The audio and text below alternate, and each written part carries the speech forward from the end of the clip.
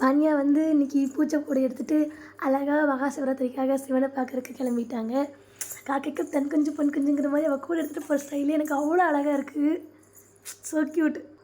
வாணியா கோயிலுக்கு வரும்போது சாமிக்கு அலங்காரம் நடந்துட்டு இருந்துச்சு.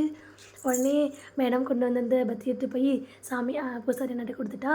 உடனே அடுத்த பத்தி கொடுக்குறதுக்குள்ள சாமி பார்க்கணுன்னு வாணியா காசு வந்துச்சு. உடனே உள்ளே கிளம்பிட்டாங்க.